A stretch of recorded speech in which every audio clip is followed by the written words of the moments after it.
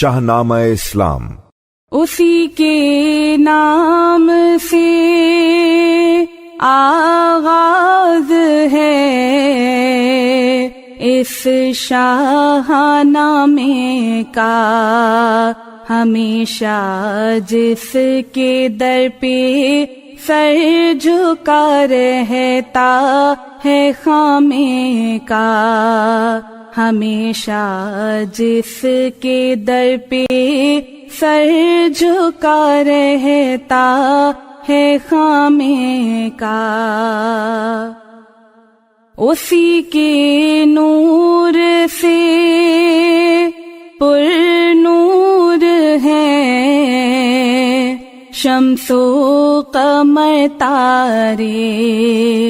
وہی ثابت ہے جس کے گرد پھرتے ہیں یہ سیارے، وہی ثابت ہے جس کے گرد پھرتے ہیں یہ سیارے۔ اسی کے نام سے آغاز ہے اس شاہ نامے کا، ہمیشہ جس کے در پر سر جھکا رہتا ہے خامے کا، اسی نے ایک حرف کن سے پیدا کر دیا عالم، کشاکش کی صدائے ہاؤ ہو سے بھر دیا عالم،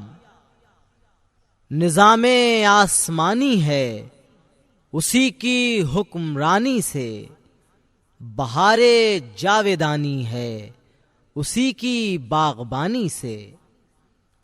وہی ہے کائنات اور اس کی مخلوقات کا خالق،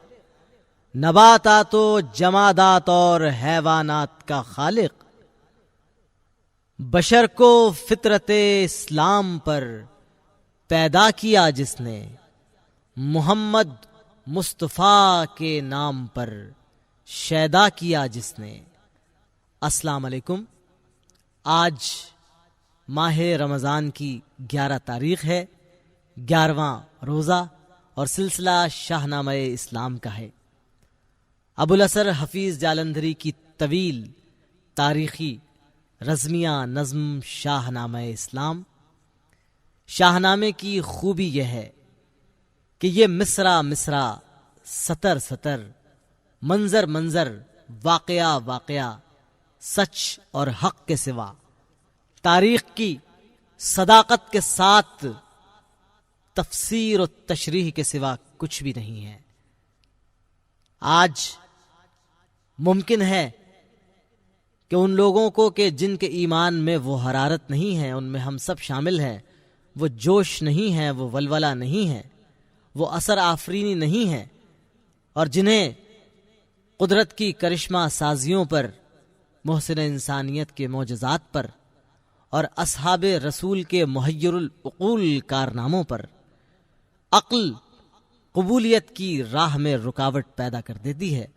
ان کے لیے یہ شاہنامہ سننے کے بعد اس کے حقائق میں کہیں کہیں کوئی اشتباہ ممکن ہے، اپنی کوتاہی عقل اور کمزوری ایمان کی وجہ سے پیدا ہو، مگر حق یہ ہے کہ اس شاہنامے کا، اسلام کی اس تاریخ کا، کردار کی نظمتوں کا ایک ایک حرف سچ پر مبنی ہے۔ ابوالاسر حفیظ جالندھری نے خود اس سلسلے میں بڑی کمال کی بات کہی ہے، کہتے ہیں کہ مجھے ملحوظ ہے اس تذکرے میں راست گفتاری، مجھے ملحوظ ہے اس تذکرے میں راست گفتاری، وگرنہ شاہ باز فکر اڑنے سے نہیں آ رہی، جو موضوع سخن مجھ کو اجازت ایک ذرا دیتا، زمینوں کو اٹھا کر آسمانوں پر بٹھا دیتا، مجھے گر یاد ہیں قطرے کو طوفاں کر دکھانے کے، کسی ذرے کو وسعت میں بیاباں کر دکھانے کے،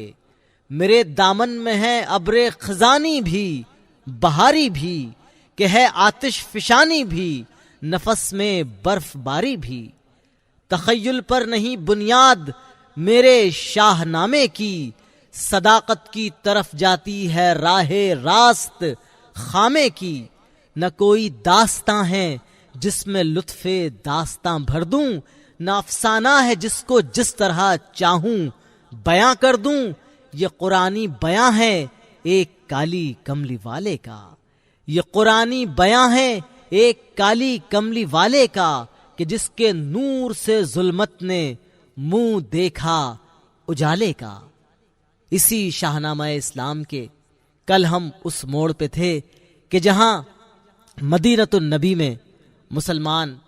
سرکار دو عالم کی قائم کردہ مواخات کی وجہ سے امن و سکون کے ساتھ قیام پذیر تھے، دور دور تک کسی فتنہ و فساد کا کوئی امکان نہیں تھا، کوئی شر انگیزی سر نہیں اٹھا رہی تھی، مگر یہ سکون دیکھ کر، یہ امن دیکھ کر مسلمانوں کو جوق در جوق مدینۃ النبی میں دامن اسلام میں پناہ لیتے دیکھ کر ایک طرف قریش اور کفار مکہ کے سینوں پر سانپ لوٹ رہا تھا، اور دوسری جانب مدینے میں آباد یہودی اور منافقین کا گروہ اس صورتحال سے نہ صرف یہ کہ سخت مضطرب تھا، بلکہ تشویش اور اشتعال کے عالم میں بھی تھا کہ اگر اسلام کا یہ شجر اپنی جڑیں مضبوطی سے زمین میں گاڑ دے اور اس کی شاخیں اگر شاخ طوبہ کی طرح آسمان تک پہنچنے لگیں تو پھر ان کے جھوٹے فلسفوں کا، ان کی جھوٹی قیادت کا، ان کا مذہب کو اپنے حق میں استحصالی انداز میں استعمال کرنے کا کوئی امکان باقی نہیں رہتا تھا۔ ان کی سرداری، ان کو آنے والے نظر نیاز سب کے سلسلے بند ہو جاتے، اور سب سے زیادہ آتش انتقام میں اور سب سے زیادہ حسد و جلن میں مبتلا تھا رئیس المنافقین عبداللہ ابن ابی، کہ جس کے لیے اوس و خزرج کے قبائل نے بادشاہت کا تاج بھی تیار کر لیا تھا، جسے مدینے کا بادشاہ بننا تھا، بس ایک رسمی سا اعلان باقی تھا کہ ایسے میں سرکار دو عالم کی سواری باد بہاری اصحاب کے جھرمٹ میں یثرب میں جلوہ افروز ہوتی ہے۔ طلع البدر علینا من ثنیات الوداع کی خوبصورت گونج کے ساتھ یہ سب کچھ دیکھ کر عبداللہ ابن ابی بے چین اور بے قرار ہو جاتا ہے، اور پھر رابطے شروع ہوتے ہیں ابو سفیان کے، ابو جہل کے، سرداران قریش کے، یثرب میں آباد یہودیوں کے، عبداللہ ابن ابی کے، اور مسلمانوں کے دشمنوں کے۔ اور وہ وقت قریب آ رہا ہے کہ جب صحابہ کرام کی بے چینی، جب ان کی تشویش سرکار پر اور خالق کائنات پر ظاہر ہو رہی ہے، ان تمام سازشوں، شورشوں اور فتنوں کی وجہ سے اصحاب رسول میں ایک بے چینی ہے، ایک بے قراری ہے، جی چاہتا ہے کہ باطل سے ٹکرا جائیں، جی چاہتا ہے کہ ان سازشوں کا قلع قمع کر دیں، جی چاہتا ہے کہ ان یورشوں کو یلغار کر کے ختم کر دیں، مگر محسن انسانیت کی جانب سے صبر کی تلقین ہے، امن کی تلقین ہے، برداشت کی تلقین ہے، خاموش رہنے کی تلقین ہے۔ اس ساری صورتحال کے تناظر میں قدرت غزوہ بدر کی راہ ہموار کر رہی ہے۔ ہم مدینۃ النبی چلتے ہیں، شہر یثرب چلتے ہیں، جہاں فتنوں کی آماج گاہ بنا ہوا ہے عبداللہ ابن ابی کا گھر، اور دوسری جانب ابو سفیان اور ابو جہل کے گھر بھی شورشوں اور سازشوں کی تیاریوں میں مصروف ہیں۔ مدینے میں یہودی بھی بڑی کثرت سے رہتے تھے، جو اپنی قوم کو پیغمبروں کی قوم کہتے تھے، یقین رکھتے تھے یہ توریت کی پیشین گوئی پر کہ اسماعیل کی اولاد میں ہوگا وہ پیغمبر جو سیدھا راستہ سب کو دکھائے گا، پرستاران حق کو تخت شوکت پر بٹھائے گا۔ انہیں معلوم تھا اب وہ پیغمبر آنے والا ہے، بشر کے واسطے روشن شریعت لانے والا ہے۔ یہ بیٹھے انتظار ہادی موعود کرتے تھے، میان اہل یثرب کاروبار سود کرتے تھے، دنایت کے سبب عقل و خرد کو کھو گئے یہ بھی، نبی تشریف لے آیا تو دشمن ہو گئے یہ بھی۔ سبب یہ تھا نبی قائل تھا عیسیٰ کی صداقت کا، سمجھتا تھا اسے ایک برگزیدہ رب عزت کا۔ یہودی ہر طرح جھٹلا چکے تھے اس پیغمبر کو، صلیب مرگ تک پہنچا چکے تھے اس پیغمبر کو۔ بھلا وہ شخص جو اس ظلم کو مذموم ٹھہرائے، جو پیغمبر کو پیغمبر کہے، معصوم ٹھہرائے، یہودی اس کو پیغمبر اگر جانے تو کیوں جانے، اسے سمجھیں تو کیا سمجھیں، اسے مانیں تو کیا مانیں۔ غرض یہ لوگ بھی اندر ہی اندر سخت دشمن تھے، دغاباز اور محسن کش تھے، مکار اور پرفن تھے، رسول اللہ کی عظمت کے گرچہ دل سے قائل تھے مگر یہ ان کی فطرت تھی، عداوت ہی پہ مائل تھے، بباطن سازشیں تھیں اور بظاہر کچھ نہ کرتے تھے، معاہد ہو چکے تھے، اوس و خزرج سے بھی ڈرتے تھے، مسلمان ہونے والے اوس و خزرج کے قبائل تھے، اگرچہ زر میں کم تھے زور میں مد مقابل تھے، یہ انصار رسول اللہ خوش تھے فقر و فاقے میں، زراعت پر لگے رہتے تھے یثرب کے علاقے میں، ہدایت پا کے اپنی خوبی قسمت پہ نازاں تھے، خدا کے فضل یعنی آیے رحمت پہ نازاں تھے، حسد کی ہر طرف جب عام بیماری لگی بڑھنے، مسلمانوں کو پھر جینے کی دشواری لگی بڑھنے، کیا اس طرح آغاز شرارت اہل مکہ نے کہ رہزن بن کے ڈالی طرح غارت اہل مکہ نے، پھرا کرتے تھے بیرون مدینہ اونٹ میداں میں، انہیں کرز ابن جابر لے گیا روزے درخشاں میں، صحابہ حضرت اقدس سے اکثر التجا کرتے مگر لڑنے سے ان کو منع شاہ دوسرا کرتے، یہودی مل گئے مکے کے ان وحشی لعینوں سے، توقع تھی خلاف عہد کی ہر دم کمینوں سے، ہوئی تنگ اس قدر آخر مسلمانوں کی عافیت کہ اندر شہر کے بھی رہ نہ سکتے تھے بخیریت، نکلتے تھے تو گھر جاتے تھے قزاقوں کے دستے میں، بیچارے دن دہاڑے قتل ہو جاتے تھے رستوں میں، خدا کا نام لینا ایک نرالا رنگ لایا تھا، نبی صابر تھے فرمانے جہاد اب تک نہ آیا تھا، قریش مکہ نے ڈالی جو طرح جنگ مغلوبہ، کیا باطل نے شمع حق بجھا دینے کا منصوبہ، حد برداشت سے گزری تعدی اہل باطل کی، زیادہ صبر کرنا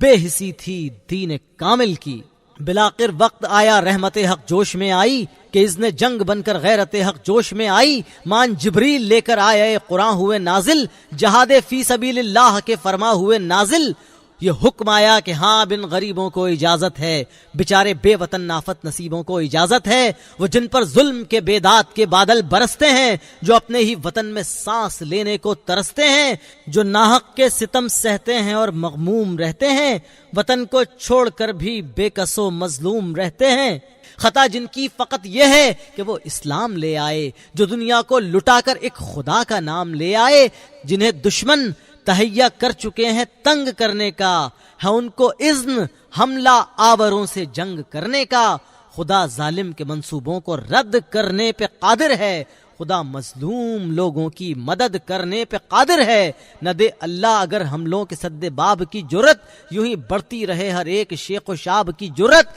یہ معبد خانقاہیں صومعے یکسر اجڑ جائیں، منادر اور گرجے بیخ سے بن سے اکھڑ جائیں، مساجد جن کے اندر ذکر حق کثرت سے ہوتا ہے، جہاں انسان آ کر معصیت کے داغ دھوتا ہے، گرا دیں لوگ آ کر ان عمارات مقدس کو، نہیں منظور یہ اللہ کی ذات مقدس کو، رسول اللہ نے ایک دن بسط تاکید و پابندی، سنایا اہل ایمان کو یہ فرمان خداوندی، کہا راہ خدا میں تم کو لڑنے کی اجازت ہے، خدا کے دشمنوں کو دفع کرنے کی اجازت ہے، مگر تم یاد رکھو صاف ہے یہ حکم قرآن کا، ستانا بے گناہوں کو نہیں، شیوا مسلمہ کا، نہیں دیتا اجازت پیش دستی کی خدا ہرگز، مسلمان ہو تو لڑنے میں نہ کرنا ابتدا ہرگز، فقط ان سے لڑو جو لوگ تم سے جنگ کرتے ہیں، فقط ان سے لڑو جو تم پہ جینا تنگ کرتے ہیں، قریش مکہ نے ٹھانی ہوئی تھی قتل و غارت کی، مسلمان بھی لگے تدبیر کرنے اب حفاظت کی، قبائل کا بھی خطرہ تھا دیار ارض یثرب میں، کہ بود و باش تھی جن کی دیار ارض یثرب میں، یہ خطرہ تھا مبادہ اہل مکہ سے وہ مل جائیں، رسد کو لوٹ لیں اہل مدینہ پر ستم ڈھائیں، خبر تھی فتنہ آئندہ کی محبوب داور کو، معاہد کر لیا اس واسطے ان میں سے اکثر کو، یہ کوشش تھی کہ دب جائے فساد و جنگ کا فتنہ، نہ اٹھے اس جہاں میں کوئی خونی رنگ کا فتنہ، مگر اب کر چکے تھے اہل مکہ خوب تیاری، نہ ان کو بیٹھنے دیتی تھی خوہ مسلم آزاری، مسلمانوں کو لکھ کر بھیج دی ابو جہل نے دھمکی کہ پہلے ہی سے اب تم فکر کر لو اپنے ماتم کی، محمد کو بڑا ہی صاحب اعجاز سمجھے ہو، یہاں سے بچ نکلنے کو خدائی راز سمجھے ہو، تمہیں یہ ناز ہوگا آ بسے ہیں اب مدینے میں، سمجھتے ہو کہ ہم آزاد ہیں اب مرنے جینے میں، ذرا دم لو کوئی ساتھ ٹھہر جاؤ، ہم آتے ہیں، تمہارا نام ہی اب لوہے ہستی سے مٹاتے ہیں۔ یہ خالی ایک دھمکی ہی نہ تھی کفار مکہ کی، بہت بد ہو چکی تھی نیتیں اشرار مکہ کی۔ نبی پر حملہ کرنے کے لیے تیار بیٹھے تھے، بس اپنے قافلے کے منتظر کفار بیٹھے تھے۔ ابو سفیان گیا تھا شام کی جانب تجارت کو، نکلنا تھا اسی کی واپسی پر قتل و غارت کو۔ تجارت کے منافع پر مدار جنگ تھا سارا، تجارت کیا تھی گویا کاروبار جنگ تھا سارا۔ قریشی تاجروں کا قافلہ جب لوٹ کر آیا، ابو سفیان منافع کی رقم تھیلوں میں بھر لایا۔ پہنچ کر مکے میں اب جنگ کا سامان کرنا تھا، مگر ڈر تھا کہ یثرب کے حوالی سے گزرنا تھا۔ دغا ہوتی ہے جس دل میں وہی چھاتی دھڑکتی ہے، فساد بلغمی سے آنکھ رہ رہ کر پھڑکتی ہے۔ ابو سفیان کے دل میں بھی ہزاروں وہم آتے تھے، خیالی وسوسے ہی بھوت بن بن کر ڈراتے تھے۔ خیال آیا مسلمان نیک و بد پہچان جاتے ہیں، محمد آدمی کے دل کی باتیں جان جاتے ہیں، کہیں ایسا نہ ہو مقصد سمجھ لیں اس تجارت کا، مبادہ جان لے سامان ہے یہ قتل و غارت کا۔ چلے ہیں قاتلوں کے ہم دہانے آز بھرنے کو، قبائل میں یہ سارا مال و زر تقسیم کرنے کو۔ سمجھ جائیں یہ سونا قبر کے اندر سلائے گا، سمجھ جائیں کہ یہ کپڑا کفن ان کو پہنائے گا، سمجھ جائیں کہ ان کی صبح پر شام آنے والی ہے، منافع کی یہ دولت جنگ میں کام آنے والی ہے۔ کہیں ایسا نہ ہو اس قافلے کا حال کھل جائے، سرے منزل نہ پہنچے اور ساری چال کھل جائے۔ ہمارا قافلہ مکے پہنچ جائے تو بہتر ہے، کسی صورت مدینے پر بلا آئے تو بہتر ہے۔ یہ کیا ہے آج آگے پاؤں دھرتے ہول آتا ہے، مدینے کے حوالی سے گزرتے ہول آتا ہے۔ اگر اہل مدینہ رستے ہی میں ٹوک لیں ہم کو، ارادوں سے ہمارے باخبر ہوں روک لیں ہم کو، اکارت جائیں گے مکے میں پھر سامان لڑائی کے، ہوا ہو جائیں گے امکان خنجر آزمائی کے۔ یہ سارا مال اگر اہل مدینہ چھین لے جائیں تو شاید جا کے تلواریں خریدیں، قلعے بنوائیں، بڑی دقت ہے پھر اللہ والوں کے مٹانے میں۔ محمد ہی کا مذہب پھیل جائے گا زمانے میں، کوئی ترکیب ایسی ہو کہ ہم بچ کر نکل جائیں، لڑائی کے لیے مکے سے واپس لوٹ کر آئیں، نئے مذہب کی جڑ تیغ و تبر سے کاٹ دیں آ کر، مدینے کی زمین لاشوں سے یکسر پاٹ دیں آ کر۔ ابو سفیان الجھتا آ رہا تھا ان خیالوں سے، کیا مشورہ بزدل نے اپنے ساتھ والوں سے، بہت سوچا، بلاخر ایک شرارت تازہ طے پائی، بلا کر مرد زمزم نام کو ترکیب سمجھائی، کہا یہ کام اگر کر دے تو اتنا مال پائے گا، ملیں گے اونٹ سونا بھی کئی مسقال پائے گا۔ چلا مکے کی جانب اونٹ پر چڑھ کر یہ ہر کارا، بڑھا 2 منزلیں کرتا ہوا و حرص کا مارا۔ ادھر اس قافلے کے منتظر بیٹھے تھے مدت سے، لڑائی چھیڑنا مقصود تھی فقر نبوت سے، فقط اس کارواں کی واپسی کا تھا خیال ان کو، کہ تھی لڑنے سے پہلے آرزوئے حفظ مال ان کو۔ قریش ایک روز بیٹھے کر رہے تھے جنگ کی باتیں، ابو جہل ان کو سکلاتا تھا قتل عام کی گھاتیں۔ اچانک ایک صدا اٹھی کہ فریاد ہے بنی غالب، اٹھو دوڑو کرو فی الفور امداد ہے بنی غالب۔ یہ چیخیں اور فریادیں سنی تو اہل شر دوڑے، بہت بےتاب ہو کر اٹھے آواز پر دوڑے۔ نظر آیا کہ وادی میں کھڑا ہے ایک شتر تنہا، اور اس کی پیٹھ پر بیٹھا ہوا ہے ایک بشر ننگا، برہنہ جسم ننگے خاندہ معلوم ہوتا ہے، تباہی اور فلاکت کا نشہ معلوم ہوتا ہے۔ شتر کی پیٹھ پر کاٹھی بھی کس رکھی ہے الٹا کر، نظر آتا ہے آیا ہے کہیں سے کان کٹوا کر، فغاں کرتا ہے چیخیں مارتا ہے روتا جاتا ہے، پیا پے سینہ کوباں ہو کے بیکل ہوتا جاتا ہے۔ صدا دیتا ہے لوگوں میری فریاد کو پہنچو، تمہارا مال و زر لٹنے کو ہے امداد کو پہنچو۔ محمد بدلہ لینا چاہتے ہیں برملا تم سے، سمجھتے ہیں کہ جھیلے ہیں بہت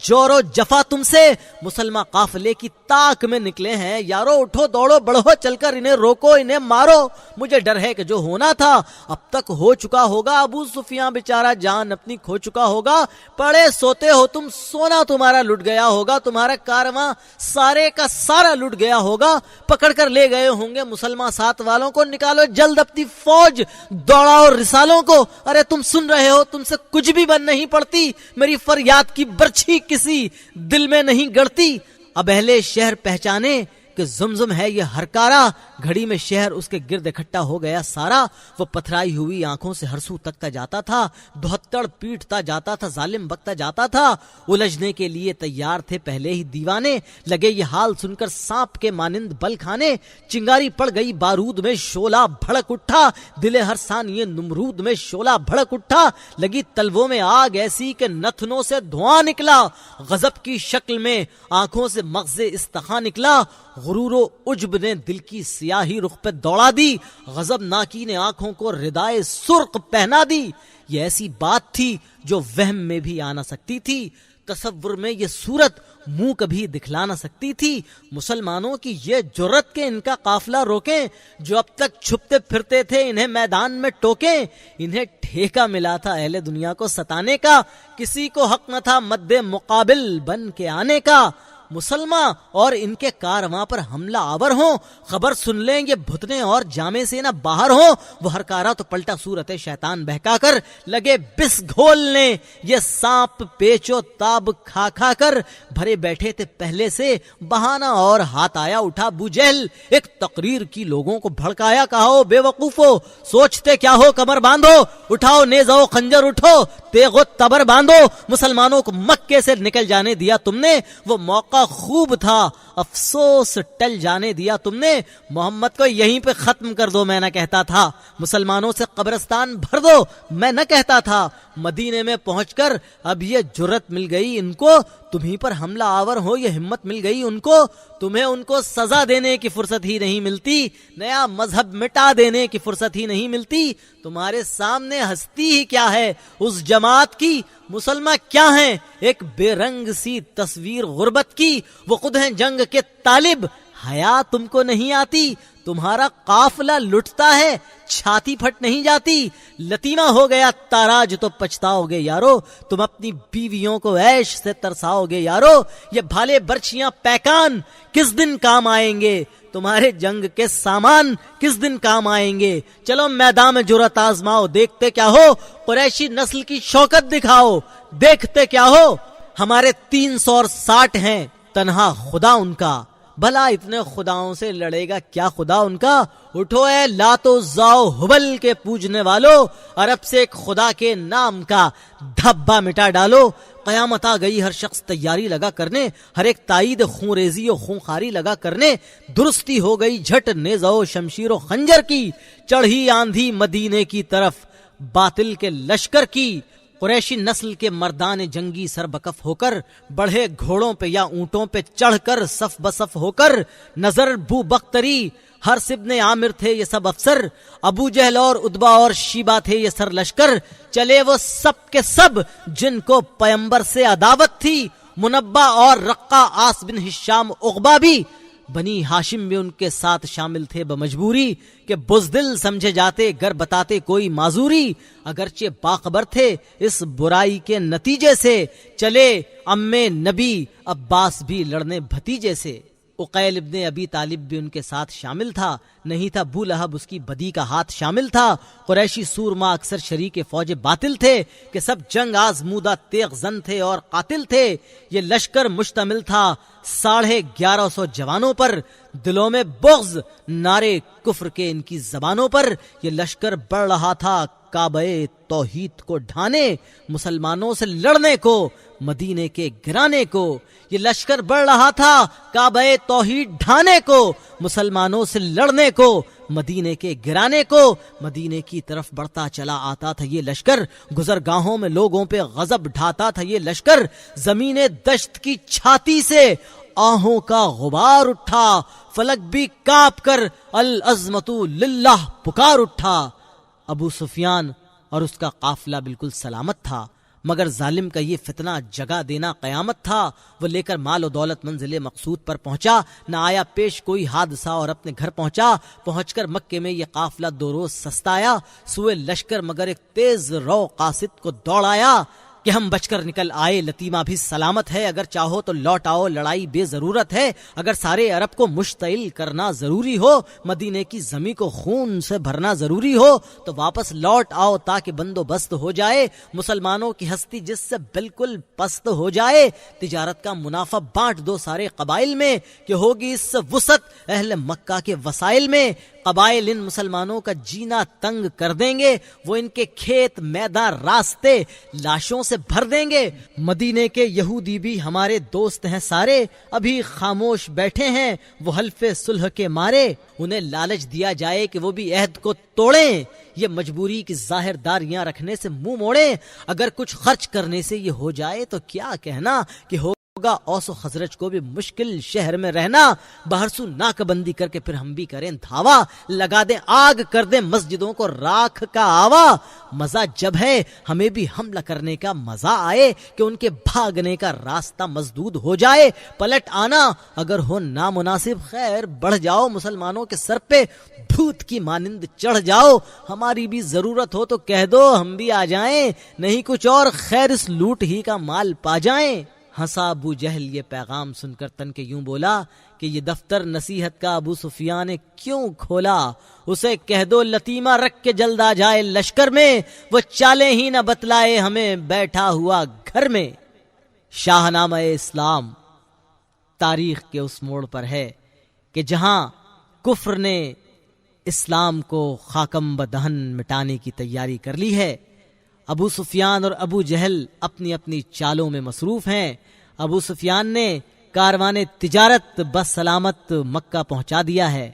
اور خوب منافع کما کے آیا ہے، اور ابو جہل کو ترکیب روانہ کی ہے کہ واپس لوٹ آؤ، یہ مال و اسباب قبائل عرب میں تقسیم کر کے انہیں اپنا ہمنوا بناتے ہیں اور پوری قوت سے حملہ کر کے مدینے کی اینٹ سے اینٹ بجاتے ہیں۔ ادھر ابو جہل چل پڑا ہے مدینے پر یلغار کرنے، اور اس ابو سفیان کی پیشکش کے جواب میں طنزیہ انداز اختیار کر کے وہ کہتا ہے کہ ابو سفیان سے کہو کہ چوڑیاں پہن کے نہ بیٹھے مکے میں، بلکہ سامان لے کر آ جائے، ہمارے ساتھ شامل ہو جائے کہ محمد اور اس کے حامیوں پہ بھرپور وار کرنا ہے۔ ہر طرح سے نور خدا پہ کفر خندزن ہو چکا ہے، حملے کی تیاری ہے، اور ادھر سرکار دو عالم بھی مسلمانوں کو جہاد کی اجازت دے چکے ہیں۔ ابھی فلک پیر اور یہ زمین ایک منظر دیکھنے والے ہیں، ایک عجیب و غریب جنگ دیکھنے والے ہیں، ایک محیر العقول معرکہ دیکھنے والے ہیں، حق اور باطل کا پہلا خونی معرکہ دیکھنے والے ہیں۔ نور خدا ہے کفر کی حرکت پہ خندہ زن، پھونکوں سے یہ چراغ بجھایا نہ جائے گا۔ وآخر دعوانا ان الحمدللہ رب العالمین۔ کل میدان بدر کے قریب قریب آپ سے پھر ملاقات ہوگی تاریخ کے دوش پر شاہ نامہ اسلام کے ساتھ۔ اب اجازت، اللہ حافظ۔